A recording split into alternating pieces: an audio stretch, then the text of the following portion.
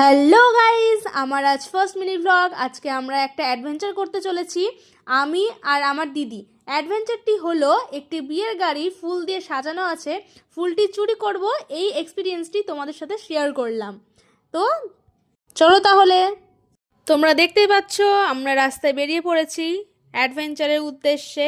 তো যাওয়া যাক, কি হচ্ছে না হচ্ছে তোমাদের সাথে সবকটাই শেয়ার করব। এখানে বিয়ের গেট সাজানো আছে, প্রচণ্ড ভয় করছে কি হবে না হবে, ফার্স্ট এক্সপিরিয়েন্স বলে কথা। তো এখানে বিয়ের গাড়ি সাজানো আছে।